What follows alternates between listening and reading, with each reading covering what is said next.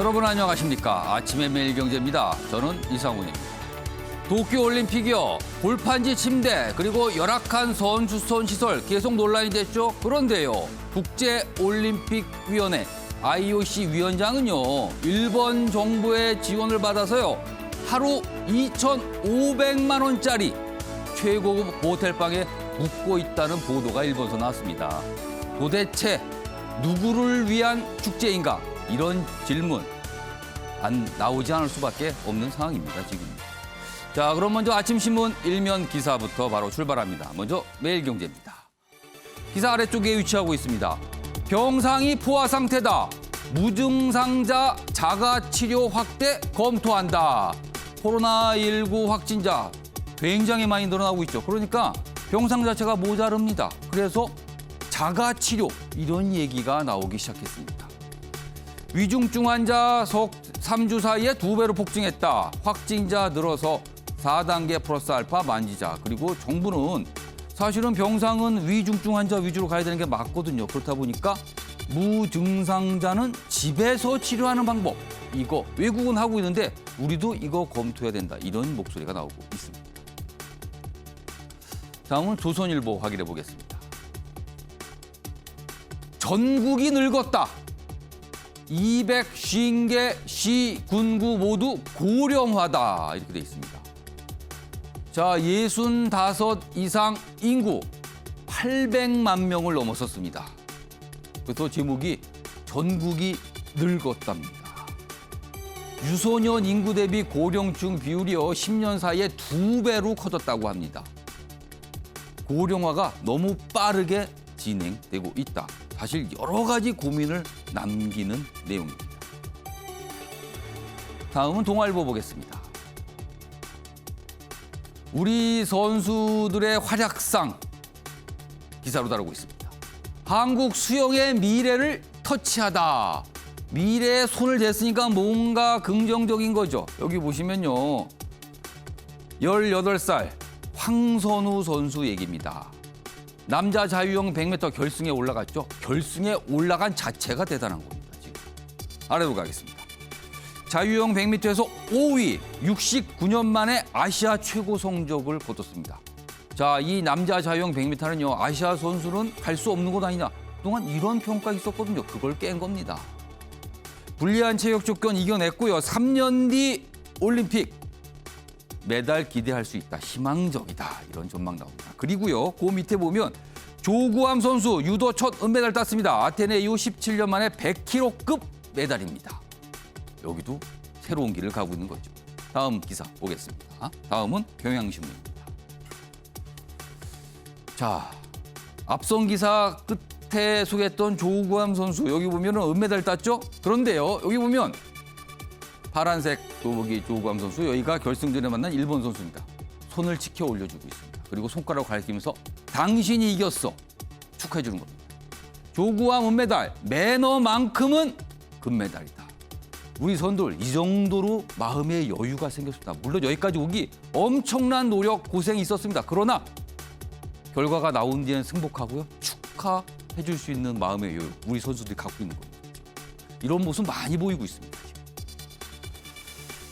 자, 아침의 매일경제 지금까지 일면 기사 짚어봤고요. 오늘은 특별히 여야 국회의원 두 분께서 자리하셨습니다. 깊숙한 토론과 해설해 주실 예정인데요. 한 분씩 소개해드리겠습니다.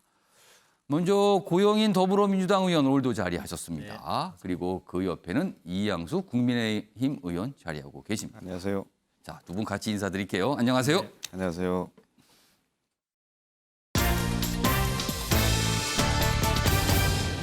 오늘 다룰 주요 이슈들 정리했습니다. 아침을 여는 키워드 7월 30일 금요일 순서 화면에 준비되어 있습니다. 첫 번째 키워드 확인해 보겠습니다.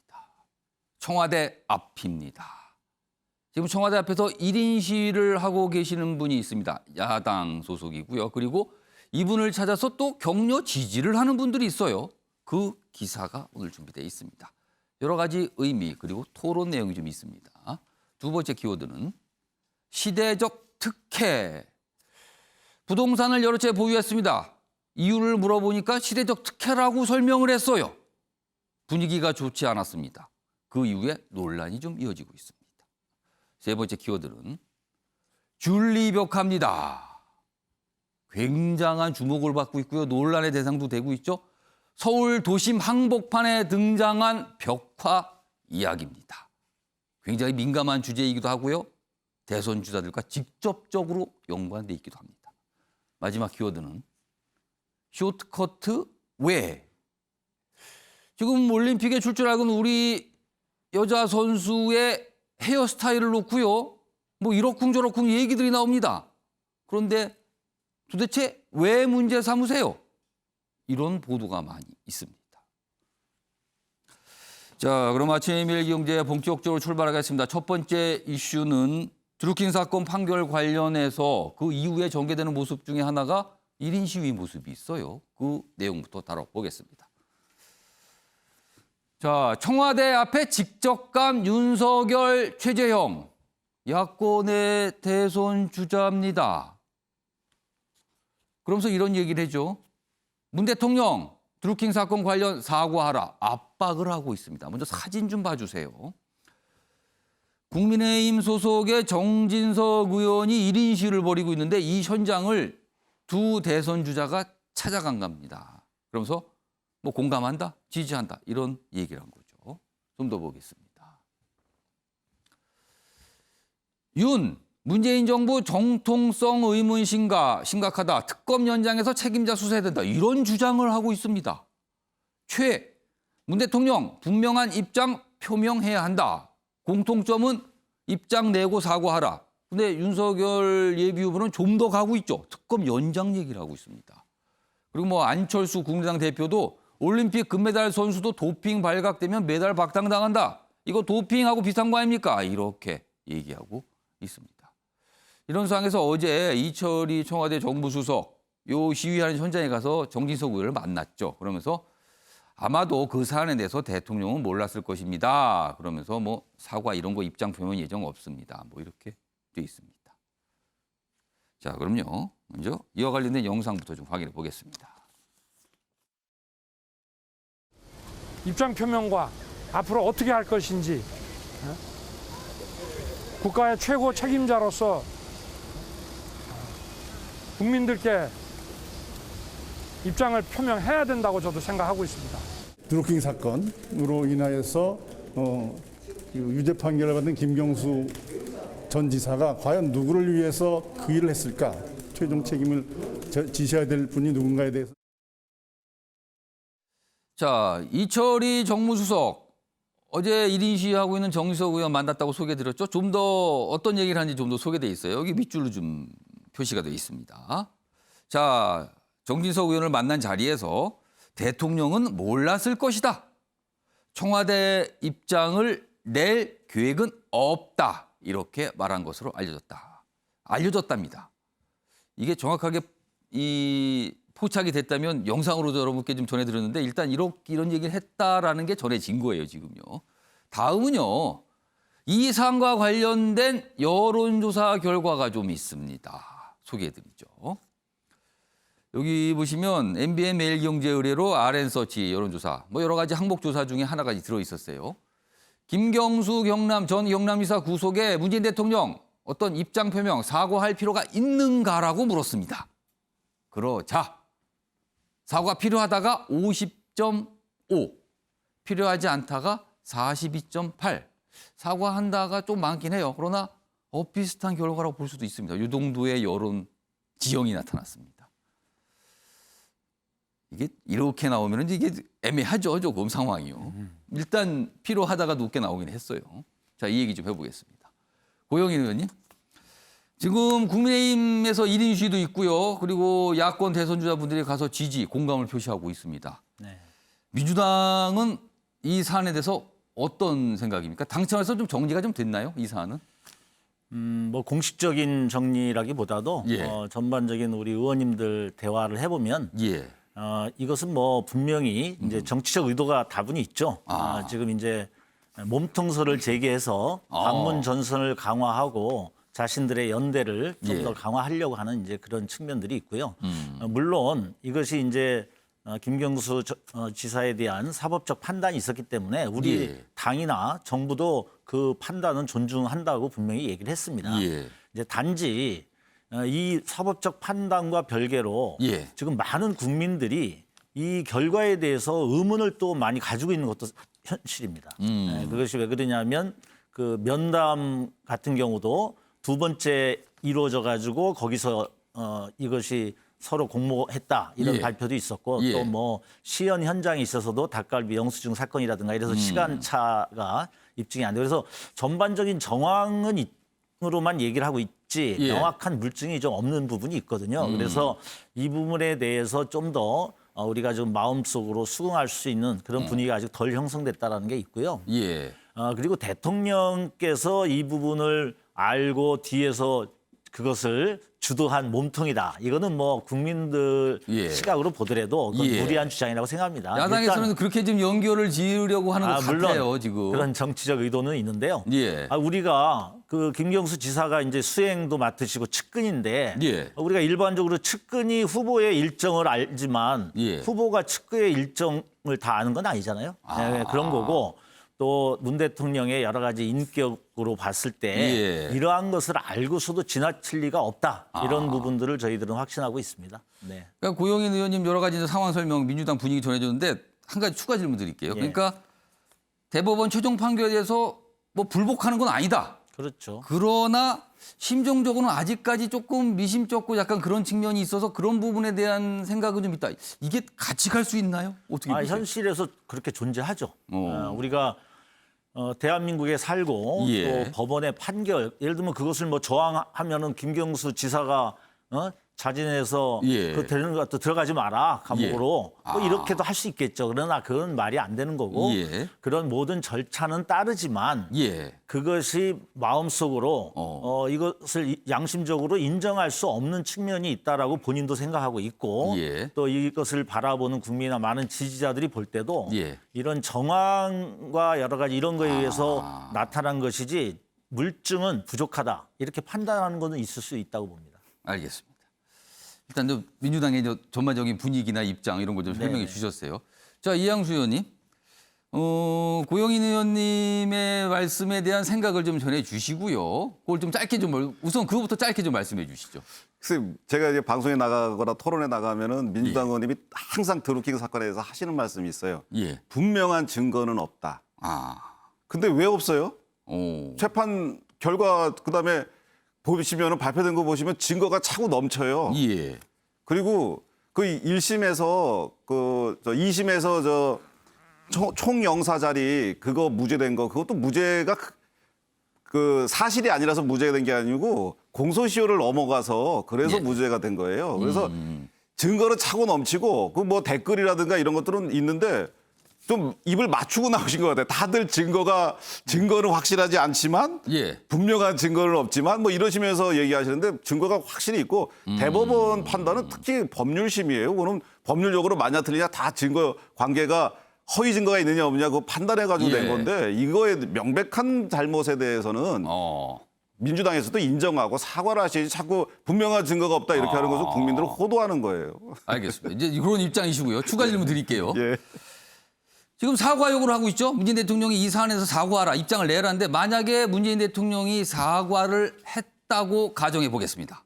네. 야당의 요구를 받아서 사과를 했어요. 네. 자, 그 이후에 그렇다면 국민의힘 내부에서는 더 이상 그걸로 매듭을 짓자라는 분위기로 갈 것 같습니까? 아니면 지금 윤석열 예비후보 같은 경우는 특검 연장, 추가적인 수사, 조사 이런 얘기가 나오고 있거든요. 이건 예. 어떻게 보세요?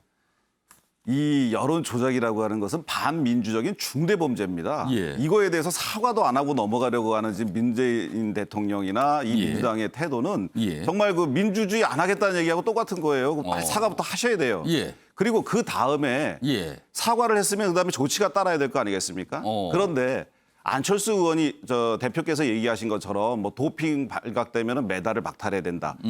이거 좀 너무 과한 얘기예요. 뭐 예. 대통령을 하야하라, 대통령직을 내놔라, 그 선거 무효다 이런 얘기가 아닙니다. 아, 그건 아니 그건 그렇게까지 얘기하는 건 아닙니다만 아니고. 사과를 하고 다시 이 특검을 연장 재개를 해야죠. 왜냐하면 이거 김성태 그 당시 우리 당 원내대표가 예. 민주당이 그 특검 안 해준다는 걸 단식을 해가면서 그 구타까지 당해가면서 우여곡절 끝에 특히 뭘 내줬냐면 사개특위 위원장을 내줬어요. 예. 정개특위는 민주당, 사개특위는 우리 당인데 사개특위 위원장 내줘서 결국 어떤 일이 벌어졌습니까? 패스트트랙 돼갖고 공수처법 통과시켰어요. 그것과 바꾼 특검입니다. 예. 왜 그 특검을 바꿨냐? 이건 여론조작은 굉장히 심각한 거기 때문에 저희가 그렇게 했던 거거든요. 예. 이 문제에 대해서 특검 연장 제기를 왜 해야 되냐? 그 당시에 법무부의 그 특검이 허위범 특검이 검사들을 요청했어요. 어떤 검사도 안 온답니다. 어떻게 권력의 실세들을 수사하는 그런 특검에 가겠어요? 다 거부하니까 나중에 법무부에다가 그냥 보내주는 대로 보내달라. 내가 수사하겠다. 그래서 보내주는 대로 받아 여러 가지 압력과 그다음에 예. 허위범 특검이 나름 최선을 다해서 저런 결과를 얻어내서 저 박수 칠 예. 만한 일입니다만 하는 과정에서 권력과 이 문재인 그 대통령 측에 여러 가지 그 수사에 제약되는 조건들이 많았어요. 그래서 아직까지 밝혀지지 못한 것들이 많습니다. 그러면 사과를 하더라도 특검 연장까지 가야 된다는 말씀이신데요. 특검 연장 재개는 반드시 필요하고요. 예. 그렇게 된다면 우리가 정말 지금 그 생각해 보십시오. 이제 내년에 대선 있고 지방선거 있어요. 예. 거기 총리가 김부겸 총리. 예. 민주당 당원이에요. 그다음에 선거 관리하는 행안부 장관. 민주당 당원이시죠? 아. 예. 법무부 장관, 선거 사법 단속하는 법무부 장관. 예. 민주당 당원이에요. 지금 내각이 내년 선거를 중립적으로 치를 의지가 있느냐 없느냐. 저는 이런 내각 가지고는 중립 의지가 없다라고 보이는데 여기에서 이런 예. 반민주적인 이런 중대 범죄조차 제대로 수사하지 않고 넘어간다는 거는 정말 잘못된 거 국민들한테 제대로 된 메시지를 못 주는 거죠. 알겠습니다. 고영님 그, 특검 예. 연장이 필요하다고 하셨는데 사실 특검 연장하면 또 여야가 합의하고 이런 과정이 그건 필요하잖아요. 뭐 누가 보더라도 이제 다분한 정치적 공세라고 보이고요. 왜 그러냐면 허위범 특검이 예. 사실 야당 추천으로 된 거 아닙니까?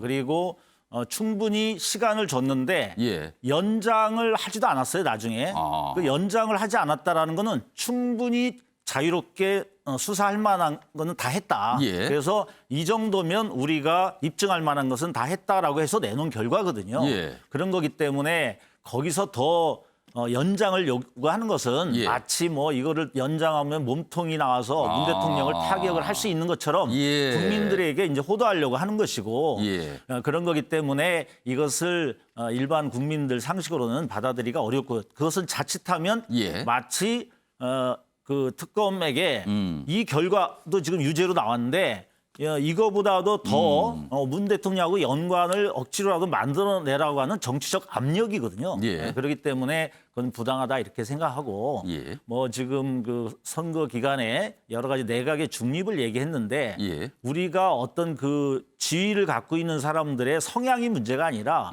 그 지위를 온전하게 제대로 자기 역할을 하느냐가 중요한 거거든요. 예. 그 김부겸 총리나 또 전해철 행안부 장관이 예. 자기 역할을 지금까지 잘 해왔듯이 그것을 객관적이고 국민들 보시기에 합리적으로 잘 해나갈 거다 이렇게 보고 있습니다. 일단 뭐 자, 가정을 한 한 거예요. 가지만 입장이 얘기할게요. 나온다고. 예. 한 가지만. 짧게 드릴게요.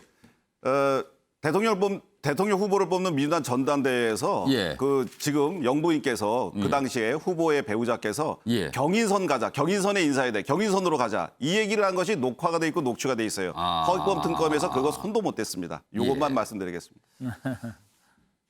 아무튼 이게 지금 두 분 여야 의원 유동도 지금 토론하시거든요. 요 사안이 국회에서 만약에 여야가 토론 장식이 열리면 대단하게 치열하게 갈 것 같기도 합니다. 지금 공방입니다, 사실은. 예. 자, 이 사안과 관련돼 있는데요. 다음 기사 하나 더 보겠습니다. 자, 국민의힘. 그러니까 야당에서는 굉장히 이 사안을 좀 뭐랄까요. 여권, 그 대통령을 좀 이렇게 압박하는 거죠. 이런 상황에서 야당의 잠룡들 윤석열의 견제구를 날리면서 반문만으로는 대선 못 이깁니다. 어제 국민의힘 대선 주자 11분 간담회가 있었어요. 이 자리에서 아니 미래를 얘기할 때 자꾸 왜 과거 얘기만 하십니까? 대표적으로 유승민 전 의원이 이런 얘기를 했습니다. 근데 이제 반문, 앞선 기사가 사실은 반문의 음직이라고 볼 수 있거든요. 자, 그럼요. 유승민 전 의원의 이야기 먼저 확인해 보겠습니다. 이번 대선은 과거와 미래의 싸움이다. 이 민주당 후보들은 어차피 문재인 정권의 연장이기 때문에 이거는 과거다. 우리가 얼마나 이제 미래가 되느냐, 거기에 이번 대선 승부가 달렸다고 보고요. 뭐 다음 대선에는 문재인 후보는 없습니다. 그리고 대선이 가까워질수록 문재인이란 말은 희미해질 거고 결국 우리가 얼마나 미래를 책임질 수 있는 그런 세력이냐를 보여주는 게 중요하기 때문에 단순히 정권 심판 또 단순히 반문 그걸로는 대선을 치르기 힘들 거다라고 생각을 하고요. 이양수 의원님, 네. 유승민 전 의원의 저 얘기, 미래 얘기하지 언제까지 문재인 대통령 반문 얘기만 할 거냐 이거예요 지금. 네. 이 얘기 동의하시는지 어떻게 들으셨어요? 뭐 학자풍에 학자풍이다. 예, 학자풍에 뭐 올바른 얘기죠. 하지만 지금 우리 당은 반문 야권 전체의 플랫폼이 되는 정당이 돼야 됩니다. 지금 우리 당내 후보들이 지지율이 굉장히 낮죠. 예. 이유가 뭘까요? 문재인 정부의 실정을 제대로 드러내게 하는데 제대로 역할을 못했습니다, 사실. 저도 국민의힘 소속이면 부끄럽습니다. 그 문재인 정권의 폭정에 맞서서 그 국민들에게 그 진실을 알리고 민낯을 알리고 내로남불을 알린 사람들이 바로 윤석열 총장이 큰 역할을 했고 또 최재형 원장도 그런 역할을 했기 때문에 지금 대선 반열에 오른 거예요. 그래서 우리가 플랫폼 정당이 돼서 우리 내부의 그 대표들 후보들도 있지만 예. 외부에 이렇게 문재인 정부의 실정을 부각시키고 국민들한테 제대로 알린 이런 분들이 이제 들어와서 제일 먼저 할 것이 반문 정서죠. 그렇게 해야 이번 대선을 치르고 예. 우리 당 지지율이 지금 높은 이유가 예. 뭐 우리가 잘해서 높은 게 아니잖아요. 문재인 정부가 잘못해서 높은 거지 않습니까? 그럼 문재인 정부의 잘못된 것을 부각시켜야 우리가 대선에서 이기죠.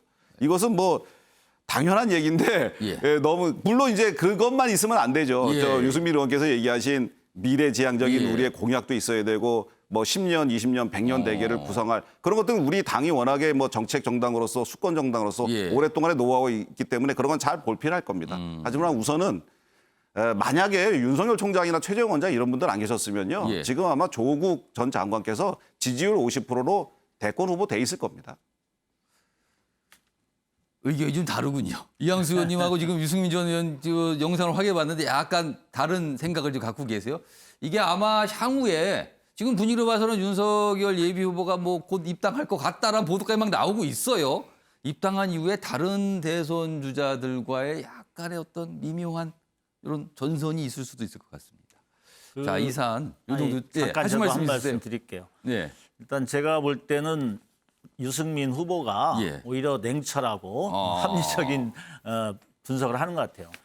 우리가 다른 선거하고 달리 대통령 선거는 미래에 그렇죠. 국민들의 삶을 예. 새롭게 희망을 줄 수 있는 것들을 보장해 줄 수 있느냐 이걸 예. 가지고 싸우는 거거든요. 그렇기 때문에 결국은 지금은 이제 공격을 통한 예. 어떤 일정한 득점 포인트를 가지려고 하지만 궁극적으로는 그렇게 갈 수밖에 없고 지금 이번에 11인의 모임을 보면 이게 야당발 개파 정치의 부활을 알리는 그런 신호탄이 아닌가 오히려 저는 이렇게 보이는데요. 여기에서 이제 친윤 이전에 친박 친이로 얼마나 예.